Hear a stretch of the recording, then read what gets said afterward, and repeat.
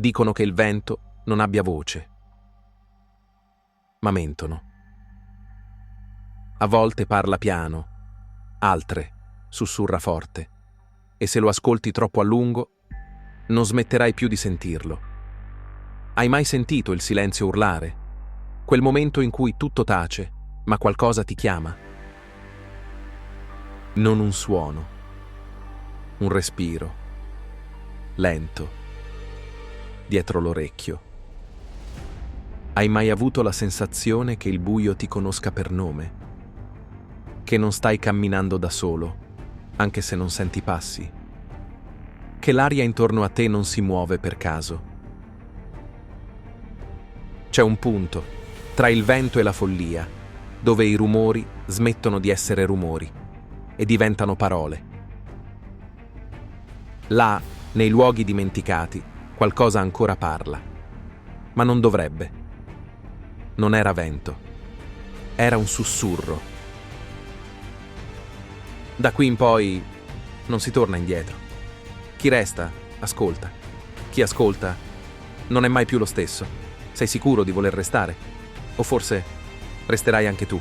Il confine è già dietro di te, ma tu non sai ancora. Ma l'hai passato. Ora il silenzio ti guarda e respira con te. La strada finiva dove iniziava la nebbia, o forse era il contrario. Luca spense il motore. L'aria era ferma, troppo ferma, nemmeno un uccello, nemmeno un suono, solo quel vuoto che ti osserva come se stesse aspettando qualcosa da te. Scese. Ogni passo era un colpo nel petto, ogni respiro un graffio nella gola. Davanti a lui una scritta corrosa: Valmara. Le lettere spezzate, come se qualcuno avesse cercato di cancellarle. Si fermò. Per un attimo giurò di aver sentito qualcosa. Un suono, debole, dietro. Si voltò. Niente, solo alberi immobili. Ma l'aria tremava. Non era vento, era qualcos'altro. Il lampione tremava, ma l'aria era ferma. La luce colpiva una casa morta, avvolta dalla nebbia, inghiottita dal silenzio. Una finestra socchiusa, un lenzuolo nero di polvere. Si muoveva, lento, come una mano. Cos'è? Un ricordo che respira? O qualcosa che aspetta ancora lì dentro? Luca alzò la macchina fotografica. Scattò. Flash. Buio. Nel riflesso del vetro qualcosa si era mosso. Un'ombra. Fece un passo, poi un altro. Ogni fibra del corpo diceva «torna indietro». Ma la curiosità era più forte della paura. Arrivò davanti alla porta, spaccata, bruciata. Un odore di umido e ferro. Ferro vecchio o sangue. Toccò la maniglia, fredda, gelida. E quando la spinse, Sari non cigolò, non fece alcun suono, come se qualcuno l'avesse già aperta per lui. Dentro il buio respirava, un battito lento, costante, nascosto tra le pareti. Non un eco, un cuore. E poi quella voce. Finalmente. Luca entrò. La porta si richiuse da sola, senza toccarla, un tonfo sordo.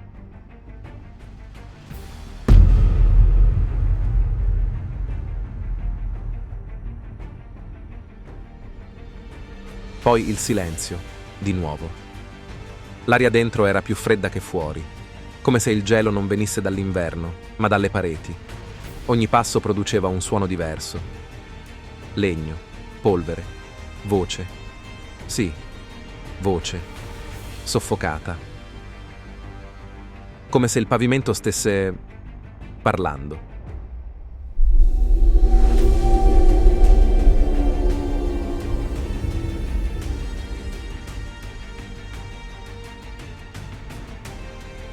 Un quadro cadde. Un volto femminile, metà bruciato, metà ancora vivo. Luca lo raccolse. Sul retro una scritta incisa col chiodo. Non aprire la stanza rossa.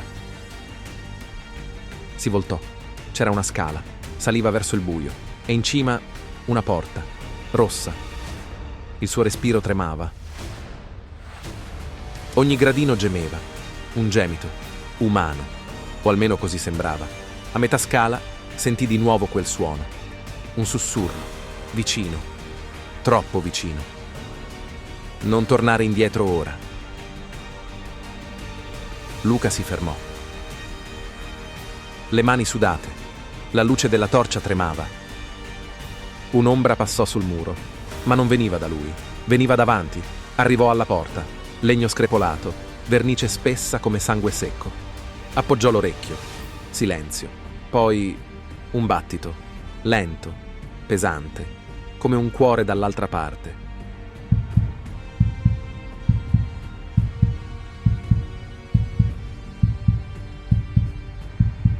Si morse le labbra, girò la maniglia, aprì, buio, solo un raggio di luna, sottile, tagliava la stanza in due. Sul pavimento, foto sparse, centinaia, tutte uguali, tutte con il suo volto. In ognuna, Luca era in un punto diverso della casa, nella finestra, nella scala, davanti alla porta, nell'ultima di spalle, con una mano che gli sfiorava la nuca. Sentì un brivido, si voltò di scatto. Nessuno, solo la finestra aperta. Un soffio, un respiro, un sussurro, lento, intimo. Ora ti ricordi? Luca indietreggiò, calpestò una cornice, si spezzò in 1000 pezzi. Un pezzo di vetro gli tagliò la mano. Sangue, rosso, vivo.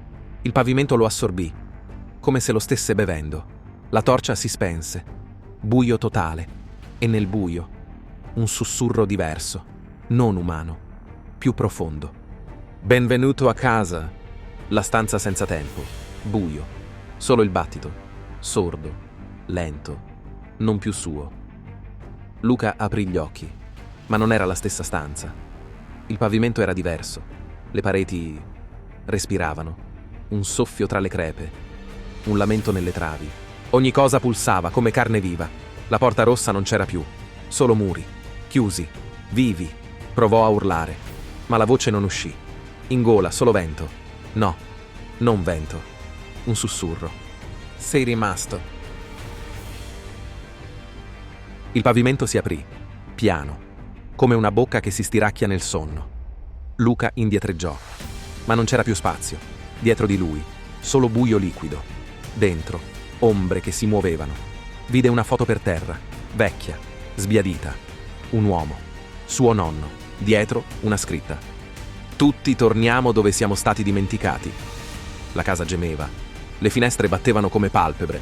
Ogni oggetto sembrava ricordare qualcosa o qualcuno. Luca capì. Non era la prima volta che era lì. Non era un visitatore. Era un ritorno, un ciclo, una condanna. Una luce fioca filtrava dal soffitto. Una sagoma appesa, una corda, una figura che dondolava lentamente. Si avvicinò.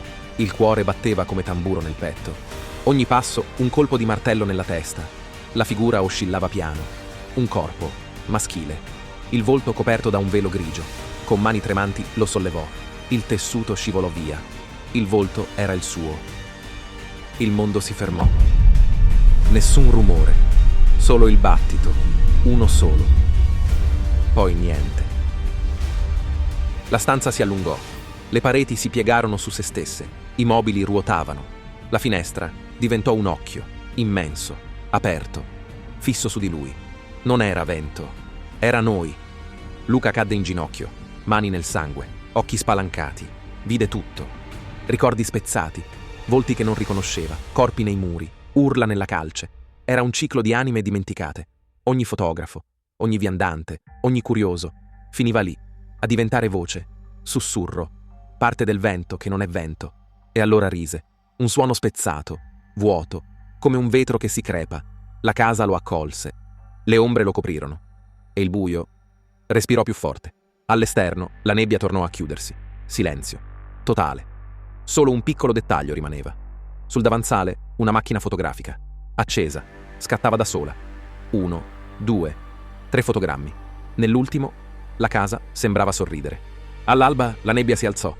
Valmara non c'era più. Solo una distesa di alberi e vento, o almeno sembrava vento. Un escursionista trovò una macchina fotografica, spenta, fredda, dentro un solo scatto, una casa che non esisteva, una finestra, e dietro la finestra 2 occhi. Da allora nessuno tornò laggiù. Le mappe si chiusero, le strade si persero, ma chi passava vicino giurava di sentire qualcosa, un soffio tra gli alberi, un nome, sempre lo stesso. Luca. Dicono che il vento non abbia voce, ma mentono. A volte parla piano, altre sussurra forte. Ti entra in testa, ti chiama, ti ricorda ciò che hai dimenticato. E tu, quando senti quel suono dietro l'orecchio, quando la notte sembra trattenere il respiro, sei sicuro che sia solo vento? O è qualcos'altro che ti sta ascoltando? Perché certe case non si chiudono mai, certe voci non tacciono, e certi nomi restano sospesi nel buio, in attesa di un altro passo, di un altro curioso, di un'altra storia da ricordare. Non era vento, era un sussurro. E adesso lo hai sentito anche tu.